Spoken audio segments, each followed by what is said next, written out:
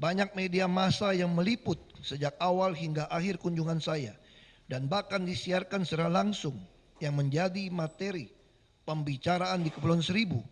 Tidak ada satupun yang mempersoalkan keberatan atau merasa terhina atas perkataan saya tersebut. Bahkan termasuk pada saat saya diwawancara setelah dialog dengan masyarakat Kepulauan Seribu. Namun baru menjadi masalah 9 hari kemudian, tepatnya tanggal 6 Oktober 2016, setelah Buniyani memposting potongan video sambutan saya dengan menambah kalimat yang sangat provokatif, barulah terjadi pelaporan dari orang-orang yang mengaku merasa terhina. Padahal mereka tidak pernah mendengar langsung, bahkan tidak pernah menonton video sambutan saya secara utuh. Adapun salah satu tulisan yang menyatakan saya ini korban fitnah adalah dari Gunawan Muhammad.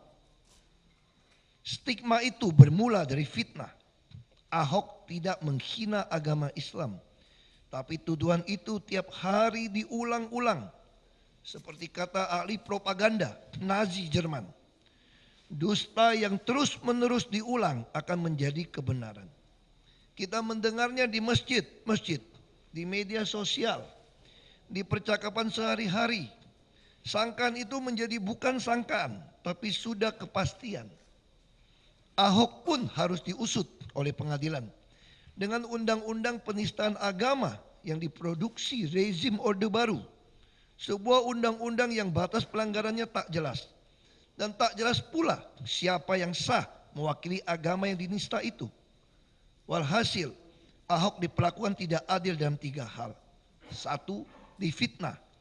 2, dinyatakan bersalah sebelum pengadilan. 3, diadili dengan hukum yang meragukan.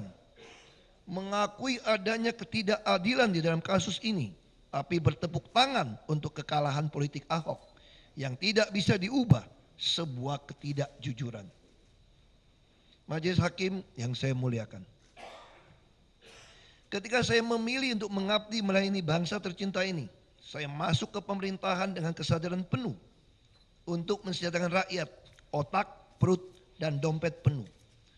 Untuk itu, ketika saya memberikan sambutan di Pulau Pramuka, saya memulai dengan kalimat bahwa saya mau cerita ini, biar Bapak Ibu semangat. Dari sambutan saya, jelas sekali bahwa saya hanya punya satu niat saja, agar warga tebal kantongnya. Mau ambil program yang sangat menguntungkan ini. Terbukti, penuntut umum mengakui bahwa saya tidak punya niat sedikit pun untuk menista atau menoda agama. Dan saya tegaskan, saya pun tidak punya niat sedikit pun untuk menghina golongan tertentu. Majelis Hakim yang saya muliakan, bicara mengenai melayani orang lain, mengikatkan saya ketika ada anak-anak TK mengunjungi saya di balai kota. Pada saat itu sebetulnya ada anak-anak TK melakukan tanya jawab.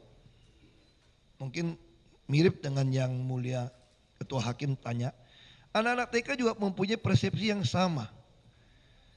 Kami mau tanya kepada Bapak, kenapa Bapak melawan semua orang? Melawan arus? Ribut sama semua orang? Ini pertanyaan anak TK sebetulnya. Saya waktu itu bingung bagaimana menjawab anak TK untuk pertanyaan yang begitu. Karena dia sering menonton di TV. Saya bingung waktu itu dia tanya begitu banyak pertanyaan. Akhirnya Saudara terdakwa, saudara jangan keluar dari apa yang saudara baca. Karena itu nanti yang kami pertimbangkan apa yang tertulis di situ ya. Yang mulia. Lalu saya bersama mengajak anak-anak TK yang mengunjungi saya di balai kota untuk bersama menonton cuplikan film Finding Nemo, Melawan Arus. Setelah itu saya menjelaskan apa pesan moral dari film Finding Nemo, sebagaimana dapat dilihat dalam video YouTube yang saya kutip kembali sebagai berikut. Bapak mau kasih tahu melalui pelajaran ikan ini, kalian bisa lihat enggak tadi, papanya tidak izinkan Nemo masuk ke jaring. Ya, Jadi jaring tadi, Nemo bisa keluar masuk kan, ikan besar kan tertangkap. Kalau ikan Nemo gak mau masuk boleh nggak? Boleh juga. Buat apa dia membahayakan nyawanya? Dia masuk padahal papanya khawatir. Kalau masuk ikan gitu banyak bisa kejepit, bisa keangkat. Lalu kita hidup di zaman orang-orang itu kadang-kadang berenangnya salah arah. Jadi persis seperti ikan. Yang benar harus berenang ke bawah. Tapi semua ikan ikut jaring ke atas.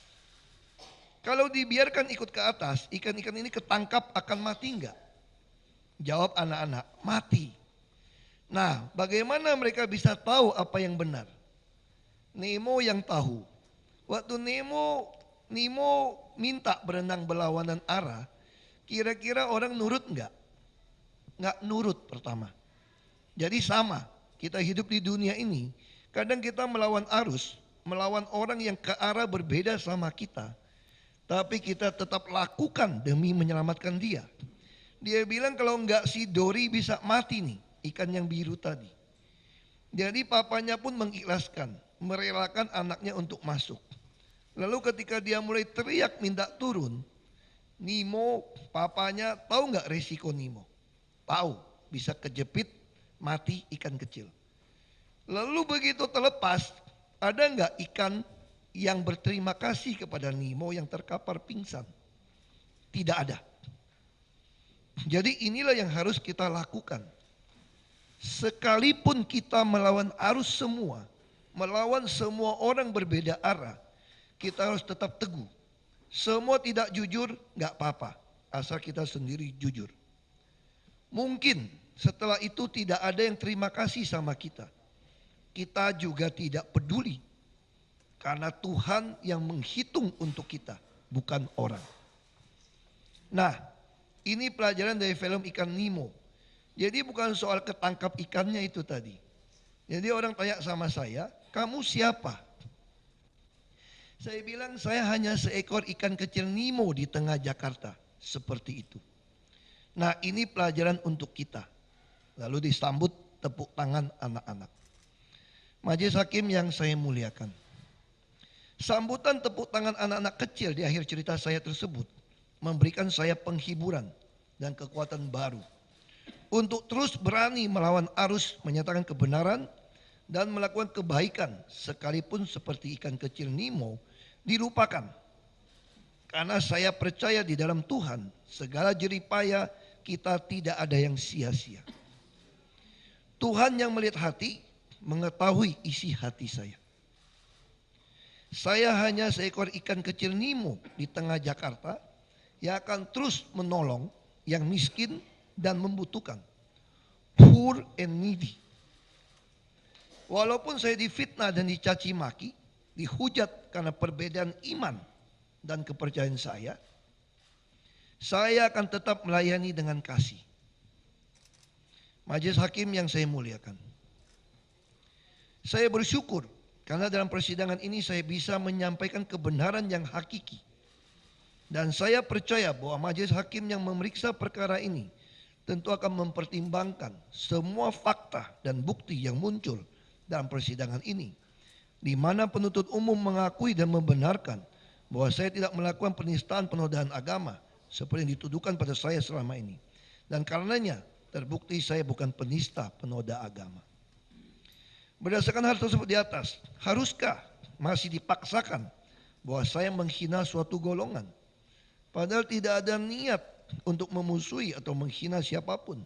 Dan tidak ada bukti bahwa saya telah mengeluarkan perasaan atau melakukan perbuatan yang bersifat permusuhan atau penghinaan, penyalahgunaan atau penodaan terhadap agama atau penghinaan terhadap suatu golongan. Saya berkeyakinan bahwa majelis hakim akan memberikan keputusan yang menjunjung tinggi kebenaran dan keadilan. Karena mengambil keputusan demi keadilan berdasarkan ketuhanan yang Maha Esa. Majelis hakim yang saya muliakan.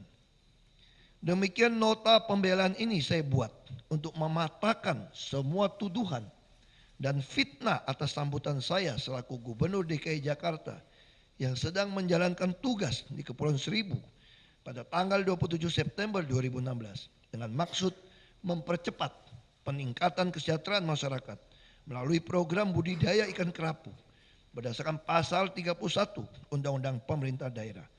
Jakarta, 25 April 2017. Hormat saya, Basuki Cahayapurnama, ditandatangani. Terima kasih, Yang Mulia.